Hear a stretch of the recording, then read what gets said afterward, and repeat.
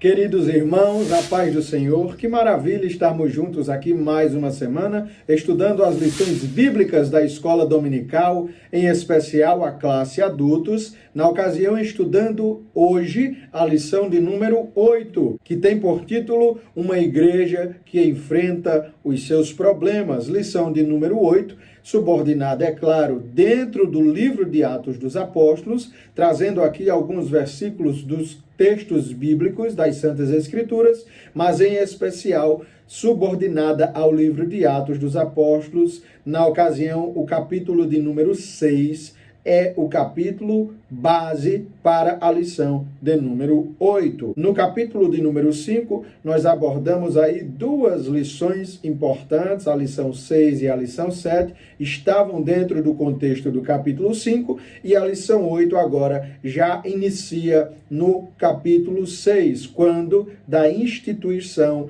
dos diáconos, da instituição ali do diaconato. Lição de número 8, lição rica, importante para a nossa compreensão acerca da igreja em Jerusalém. Não nos esquecendo da temática geral que o trimestre terceiro do ano de 2025 está trazendo. A igreja em Jerusalém. É este o tema geral que o pastor José Gonçalves, comentarista trimestral, trouxe para nosso aprendizado, trouxe para enriquecer o nosso conhecimento acerca das Santas Escrituras, em especial a igreja em Jerusalém. Antes de darmos início à nossa lição propriamente, façamos, como de costume, uma oração. Pai Santo, nós te damos graças por esse momento. Eu te apresento cada um dos meus irmãos que estão aqui comigo, cada um dos ouvintes, meu Deus, que estão comigo neste momento, nesse vídeo, assistindo essa aula, que o Senhor possa abençoá-los, protegê-los, dando-lhes sabedoria e discernimento em tudo, é o que eu te peço, em nome de Jesus. Amém. Lição de número 8, uma igreja que enfrenta os seus problemas. O texto áureo está localizado no capítulo 6 e versículo 3 de Atos dos Apóstolos, e nos diz: escolhei, pois, irmãos, dentre vós, 7 varões de boa reputação, cheios do Espírito Santo e de sabedoria, aos quais constituamos sobre este importante negócio. A verdade prática nos diz o seguinte: uma igreja cheia da sabedoria do Espírito age sabiamente para resolver conflitos de relacionamentos. Já no texto áureo e na verdade prática, nós podemos extrair alguns ensinamentos bíblicos. A escolha destes 7 homens, 7 irmãos, varões que representariam ali, que tratariam daquele negócio, na resolução do problema que surgiu na igreja primitiva, não foi uma escolha à toa, não foi uma escolha avulsa, não foi uma escolha sem obedecer certos padrões. Nós veremos no decorrer da lição que houve ali uma padronização. Os apóstolos ali, em especial os 12, e é nesse único sentido, ou nesse único texto, que Lucas, o autor de Atos dos Apóstolos, o escritor de Atos dos Apóstolos, vai denominá-lo e chamar aquele colégio apostólico, citando os 12 apóstolos, o que implica dizer que os 12 apóstolos ali, os 11, com Matias, que foi escolhido no lugar de Judas, estavam presentes nessa decisão. Quando ocorre isso, esses apóstolos colocam um padrão para a escolha desses 7 irmãos, desses varões. Ali nós vemos que eles deveriam ter boa reputação, deveriam ser cheios do Espírito Santo e deveriam também ser sábios, ter sabedoria. É claro que no decorrer da lição, nós veremos que a boa reputação, o ser cheio do Espírito Santo e a sabedoria andam ali de mãos dadas para qualquer crente. Todo crente deve almejar ou precisa ter essas características, não apenas os diáconos, como é o caso desses 7 irmãos. como foi o caso desses 7 irmãos, mas todo crente deve ser um crente que possui uma boa reputação, que é cheio do Espírito Santo e que também tem sabedoria. Todo crente, de um modo geral, ele precisa carregar em si essas características que estavam presentes nos diáconos que foram escolhidos no capítulo de número 6, e em especial aqui o versículo de número 3,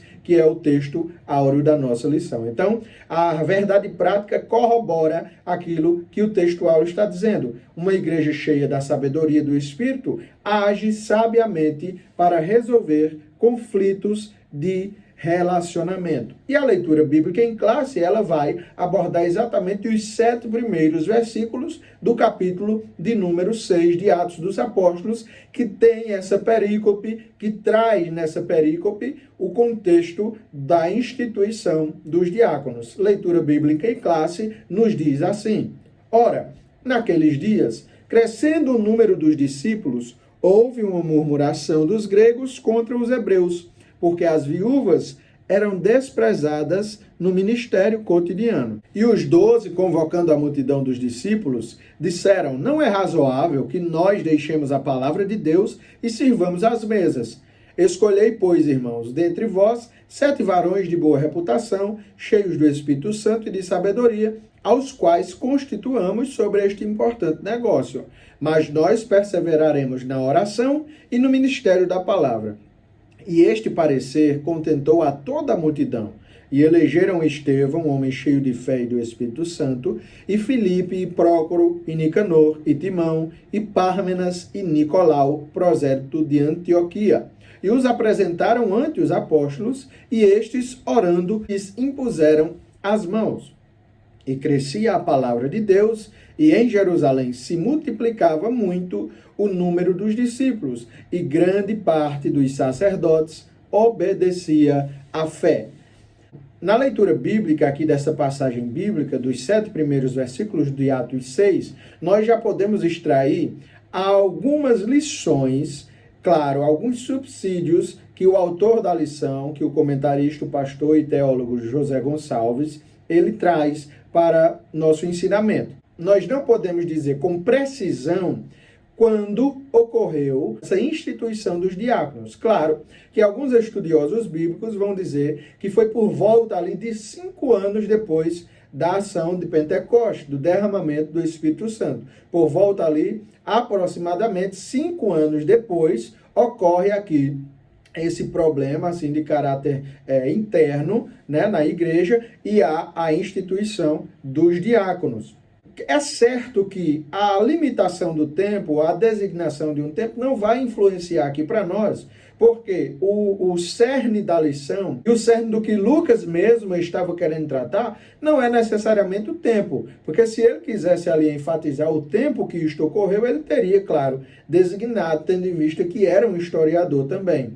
Mas o que ocorre naqueles dias, como ele designa, mas sabendo que o texto bíblico nos mostra que o que Lucas está querendo tratar ali em especial é a ação de que a igreja estava passando por um problema interno, de ordem interna, aí já não é mais a perseguição a respeito, trazendo à memória a lição passada, não era uma perseguição, não era um problema externo que sobreveio à igreja, não foi um problema externo que sobreveio à igreja, mas um problema interno, ali é um problema entre os crentes mesmo que ocorreu, e a igreja precisou, na pessoa do colégio apostólico, nas pessoas dos apóstolos ali, precisaram resolver tal problema. E graças a Deus nós vemos que foi uma resolução que agradou o parecer dos apóstolos, agradou ao povo de Deus, aos discípulos ali, a multidão de discípulos, e ali nós podemos ver uma solução,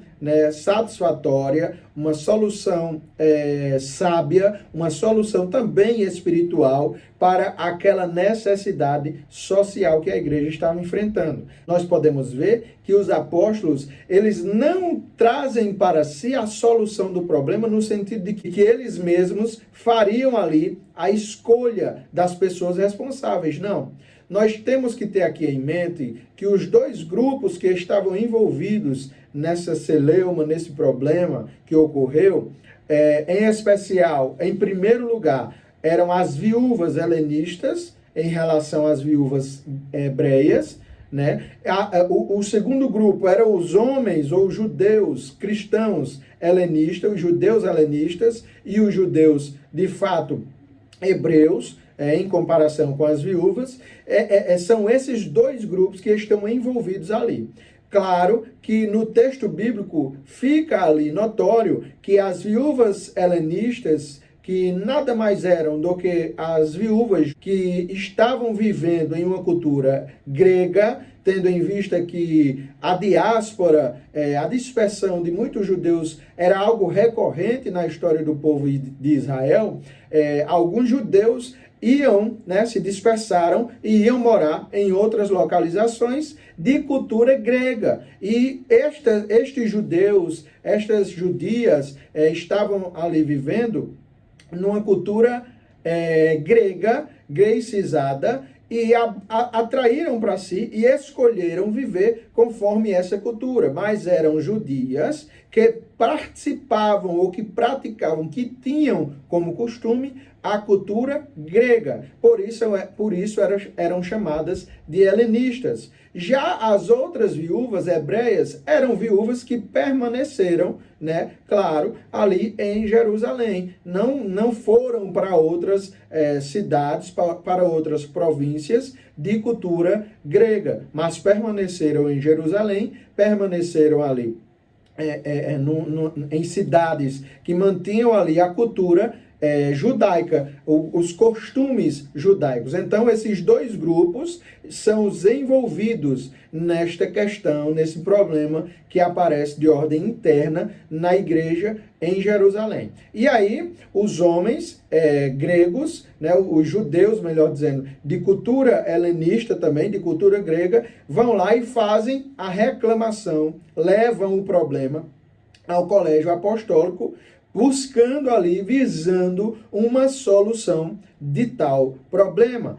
E aí, é interessante, voltando ao ponto da leitura bíblica em classe, que os apóstolos, eles não tomam a decisão por eles mesmos. A designação desses homens, ou a escolha desses homens, seria feita especialmente pela própria multidão, pelos próprios crentes ali que estavam envolvidos nesse problema.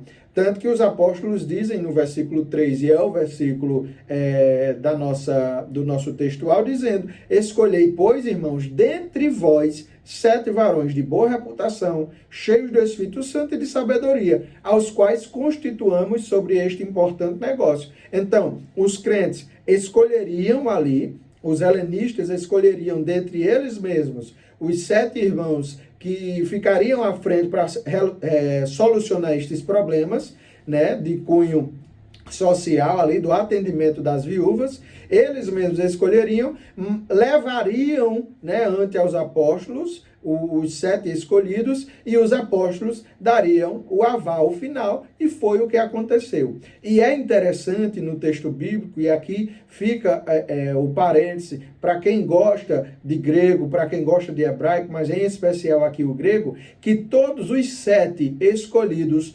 possuem nome grego, o que implica dizer que não propriamente eles eles tenham sido gregos, mas que viviam ali num contexto de cultura grecizada, num contexto de cultura helenística. E é interessante isso porque mostra-nos que os homens escolheram dentre eles mesmos, dentre ali os crentes helenistas, as viúvas helenistas, eles escolheram dentre eles mesmos, e aí os apóstolos aprovam tal escolha e eles passam a solucionar o problema de modo satisfatório para a glória de Deus. Muito sabiamente os apóstolos agiram nessa designação, dizendo: escolham vocês mesmos.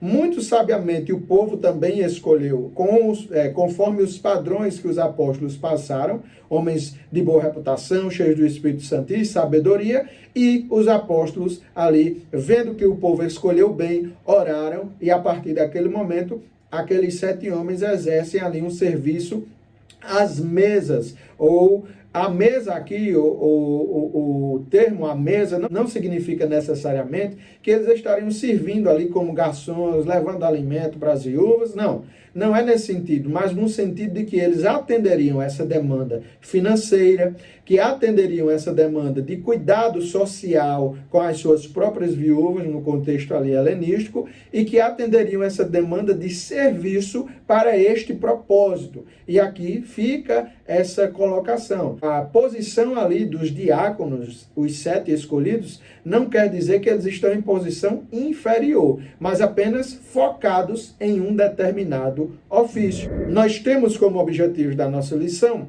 3, como de costume, que primeiro é analisar as naturezas cultural e social dos conflitos enfrentados pela igreja primitiva e sua relevância para a igreja atual. Segundo, explicar a importância da organização e da distribuição de funções dentro da igreja para equilibrar as responsabilidades espirituais e sociais. E terceiro, aplicar os princípios bíblicos de caráter, sabedoria e serviço na vida cristã e na atuação ministerial. A introdução da nossa lição nos fala: nesta lição exploraremos a diaconia bíblica, um ministério essencial de serviço na igreja que nos ensina sobre o serviço ao próximo. A Bíblia nos mostra que a igreja, mesmo em seus primórdios, enfrentava desafios, mas a busca por soluções em Deus era fundamental. A criação do ministério dos diáconos não foi para estabelecer uma hierarquia, mas para organizar o serviço social da igreja, mostrando que todos os líderes são chamados a servir. O que realmente importa no reino de Deus é a disposição em servir, independentemente do cargo ou tarefa, pois o serviço é a essência do trabalho na igreja.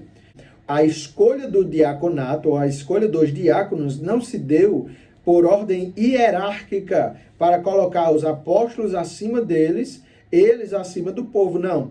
A escolha dos diáconos foi para solucionar determinado problema e, em conjunto com os apóstolos que exerciam a função ali, o ofício de ministrar a palavra, de evangelizar, de orar, é claro que não era só eles que oravam.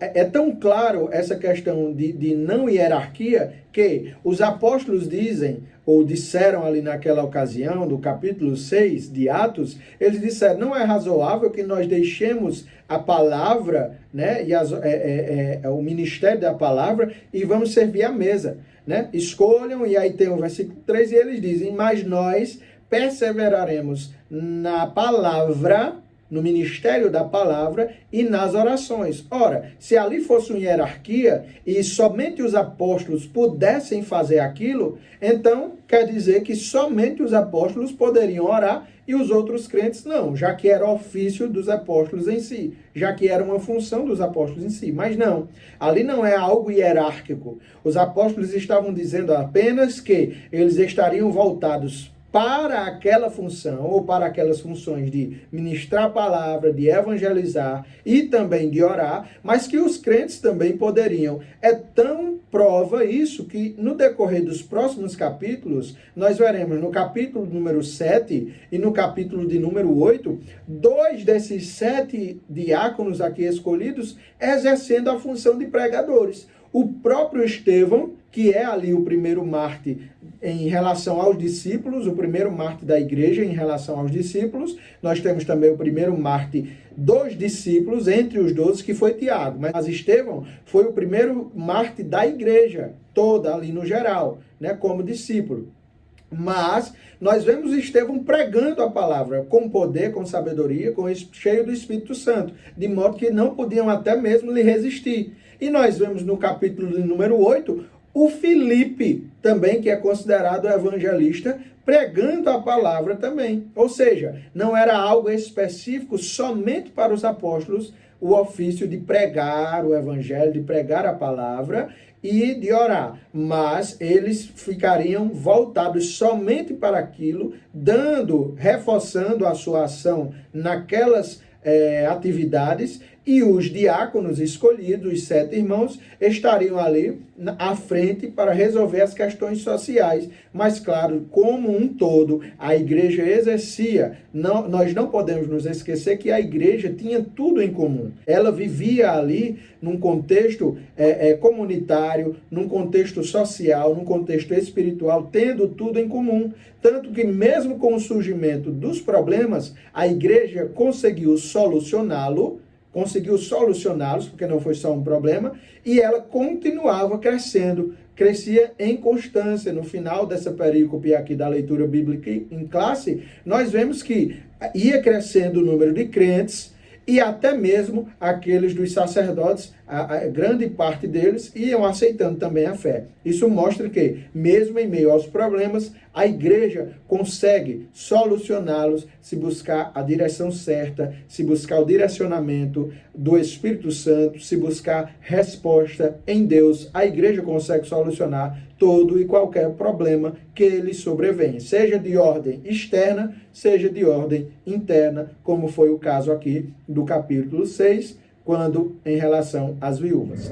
O tópico 1 da nossa lição vai nos falar sobre a identificação dos conflitos. Ponto 1. O conflito de natureza cultural. Em qualquer comunidade cristã, seja ela pequena ou grande, existirão necessidades, devido às várias diferenças existentes entre as pessoas. Independente das diferenças, a regra do amor deve ser evidenciada e frentes de trabalho devem ser criadas para atender às necessidades locais. Isso aí está relacionado diretamente com o capítulo em questão, o capítulo número 6. Nós podemos ver que, claro, a base de toda essa ação da igreja era o amor. Era uma igreja que amava. Era uma igreja que tinha o amor de Deus ali em seus corações e, consequentemente, essa luz amorosa, essa caridade irradiava de modo voluntário, de modo verdadeiro, com o sentimento realmente de Cristo, como Paulo fala, né, que nós devemos ter o sentimento de Cristo Jesus, que sendo em forma de Deus, não teve por usurpação ser igual a Deus, mas esvaziou-se, né, ali, tomando forma de servo. Olha aí, o sentimento que nós devemos ter é o mesmo sentimento que Jesus teve, tendo esse mesmo sentimento, tendo esse mesmo modo de pensar, de agir, de realizar as ações, a igreja primitiva tinha, e nós devemos aprender com ela. Não obstante, nós já tivemos aqui 2 lições, uma dizendo que a igreja em Jerusalém é o modelo para nós seguirmos, e outra dizendo que era uma igreja cheia de amor, e esse amor era um amor voluntário, uma caridade voluntária, sem coação, sem obrigação, sem exigência, mas um amor verdadeiro. E aí fica esse pano de fundo para nós entendermos o porquê da igreja ter conseguido solucionar tal problema. Por quê? Primeiro, ela tinha amor. Depois, ela tinha consciência, e nós, aprendendo dela, devemos saber disso também.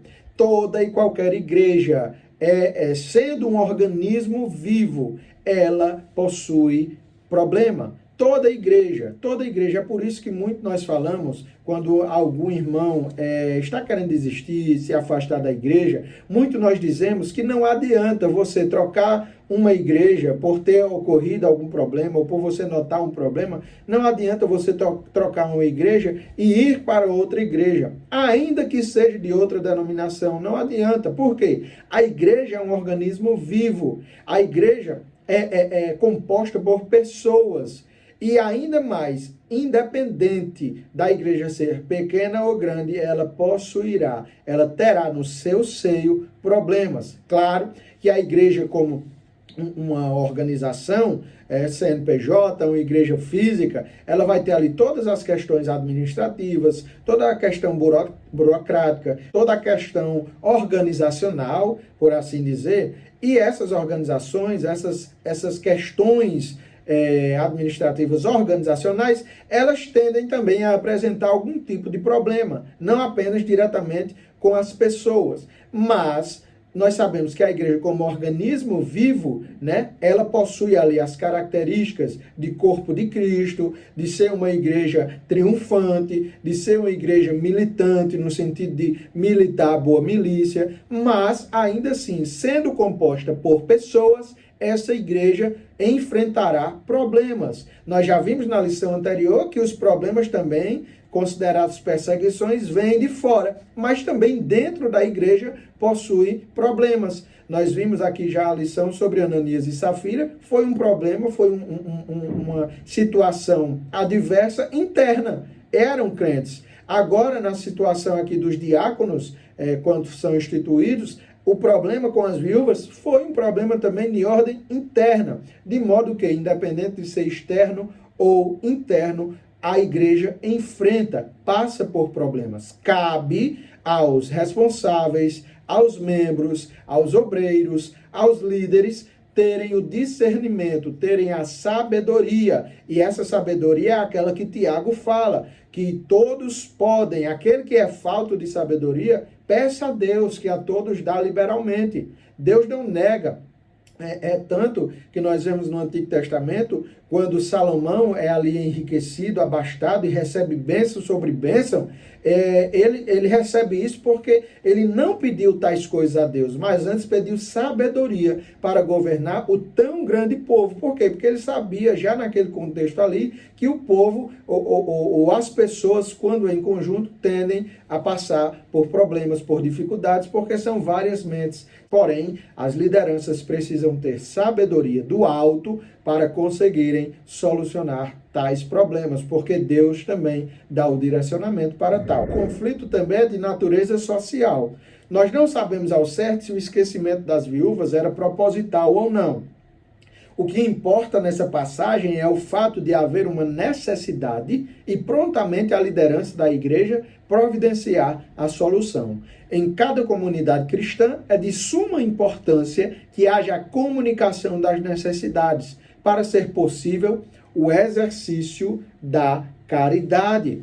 Nós vemos aqui no contexto, e há que se falar que muitos compreendem da maneira correta que Lucas quis aqui ressaltar. Lucas não quis ressaltar que o problema das viúvas era por querer, ou de propósito, ou visando prejudicar. Não, Lucas não quis tratar isso. Ele quis tratar que ocorreu aquele problema e que de um modo ali comunitário, né, com assembleia, por assim dizer, colegiado apostólico, ali comunicando, convocando todos os crentes que faziam parte daquela época, e alguns estudiosos vão dizer que ali era por volta de aproximadamente 20 mil membros já. Então, todo esse povo ali em comum participaram das decisões que estavam sendo feitas, foram comunicados, e ali os apóstolos, que eram os 12, já viram que não somente eles conseguiriam atender às demandas do povo, por isso instituiu os diáconos,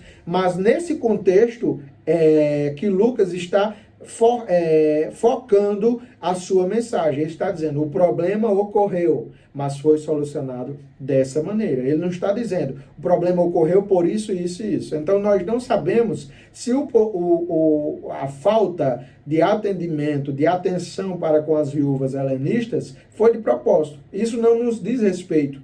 Nós também não precisamos ficar colocando algo, conjecturando algo que não se aplique. A Bíblia não nos diz? Então, tudo bem. O que nós sabemos é que esse problema foi solucionado. Primeiro, porque os helenistas, os judeus helenistas, levaram o problema aos apóstolos. E ali o texto bíblico vai usar, na nossa língua portuguesa, vai usar o termo murmuração.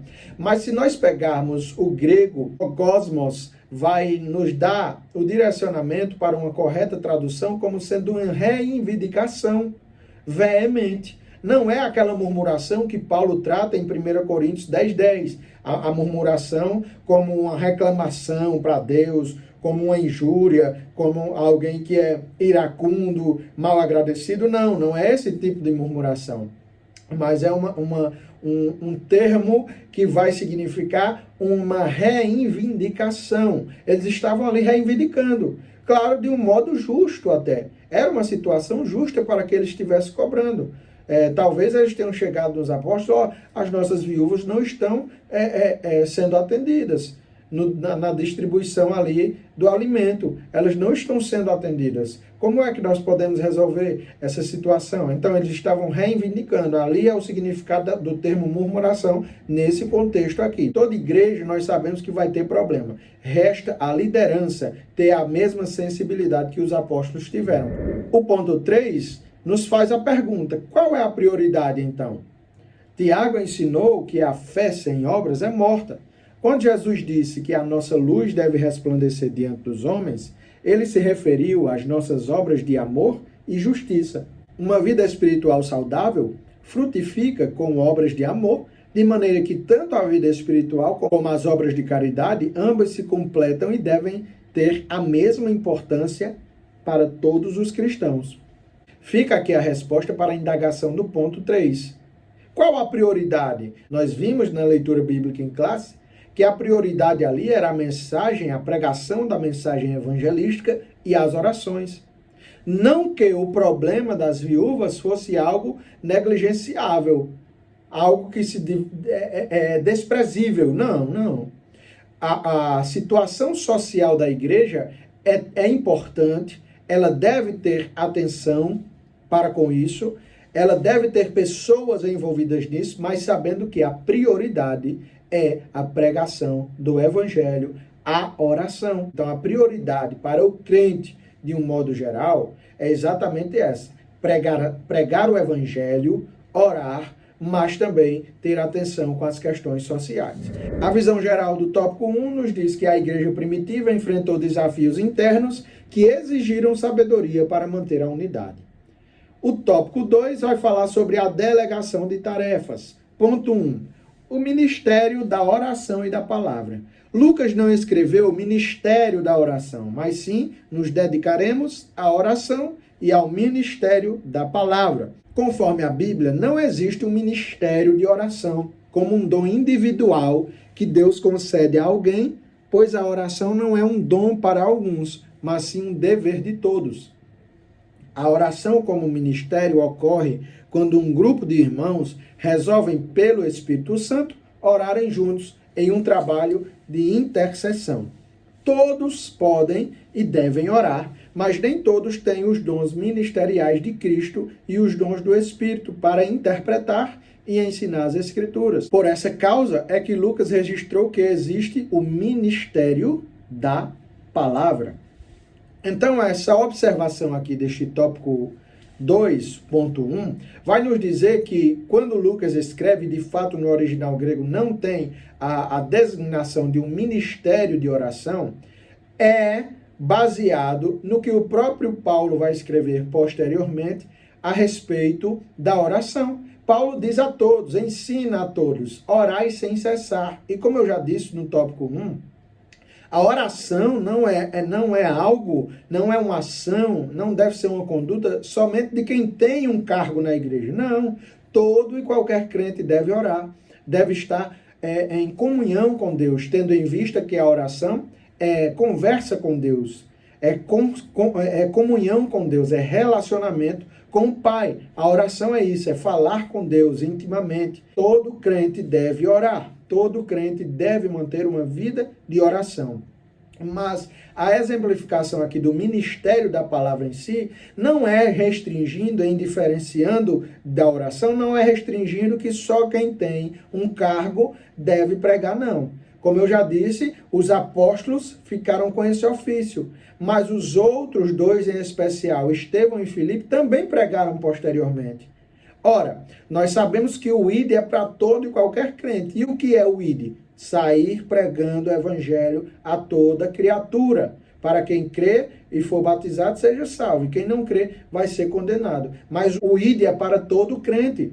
De modo que não fica restrito somente para quem é um pastor, para quem é um evangelista, presbítero, quem tem um cargo como obreiro, ou quem exerce um cargo de liderança, não. É para qualquer crente. Mas quando Lucas exemplifica ali, falando do ministério da palavra, ele está enfatizando ali, está embutido no contexto, no que ele está querendo abordar, está embutido que o ministério da palavra em si diz respeito ao ensinamento, ao discipulado. Então, já o discipulado e o fato de ensinar, pregar é uma coisa, ensinar é outra. Ensinar, de fato, requer atenção, requer uma vida voltada para aquilo, de modo que Paulo vai dizer que aquele que ensina, ele deve se esmerar nisso. Ele deve realmente se aprimorar nisso, porque ensinar não é brincadeira. O ponto 2 vai nos dizer que não há conflito entre tarefas. Todas as atividades na obra de Deus se complementam e são importantes. Por essa razão é que Paulo ensinou que um membro não tem mais importância que o outro. Quando Paulo ensinou que devemos pedir os melhores dons, não significa que existe um dom mais importante que o outro, mas que existem dons específicos para certas necessidades, para certas situações na igreja. Então, já foi falado aqui, mas em linhas gerais, não existe hierarquia quanto às realizações na igreja. Um pastor, ele tem uma responsabilidade maior com o rebanho, ele tem uma responsabilidade maior, está sobre suas costas, sobre os seus lombos, uma carga maior, um fardo maior, tendo em vista a complexidade da sua função. Mas isso não quer dizer que ele é mais importante dentro do contexto da obra de Deus, mais importante do que um diácono, do que um auxiliar, do que um irmão, um cooperador, do que até mesmo um membro que sequer tem um ofício, não. No contexto da obra de Deus, no contexto do corpo de Cristo, todo membro é importante e tem a sua importância. Deste modo, em sabendo que toda pessoa tem uma função importante, tem uma característica importante na obra de Deus, é bem verdade que, tendo essa importância, a função, o ofício que essa pessoa realizará, também terá sua importância. Seja um porteiro, seja alguém que vai dar água aos pregadores, seja alguém que limpa a igreja, seja alguém que prega, seja alguém que participa do ministério de louvor, seja alguém que participa do ministério de jogral, de gestos, enfim, seja só um membro que vai para a igreja e assiste, ele tem a sua importância. Claro, contribuindo com dízimos e ofertas, não se prendendo a isso, mas tendo em vista o seu ofício como membro de uma comunidade cristã. Mas todos nós temos a nossa parcela de importância e aquilo que nós exercemos tem uma parcela de importância. E com a igreja primitiva fica claro que não era uma questão hierárquica, apóstolos e diáconos não, mas eram os apóstolos que ficariam com a palavra, com o ministério da palavra e com as orações, e os diáconos ficariam com esse serviço das ações sociais, mas sem hierarquia, sem polarização, sem contenda, sem altivez. Não é em busca de altivez, não é por status, mas nós devemos fazer como a igreja primitiva, por amor. O ponto 3 vai nos falar sobre a diaconia. A diaconia não deve ser vista como uma função inferior, como eu acabei de dizer, por duas razões. Quais? Primeiro, os diáconos deveriam ter bom testemunho e serem cheios do Espírito e de sabedoria. E segundo, os apóstolos disseram que era um importante negócio. O diaconato é um ministério e a Bíblia apresenta os requisitos necessários para essa importante função na obra de Deus. Então, são essas duas situações que nós vemos, corroborando, claro, com o que nós apresentamos aqui com os subsídios. Nós sabemos que não era uma questão hierárquica. Primeiro, porque eles precisariam ali ter uma boa reputação.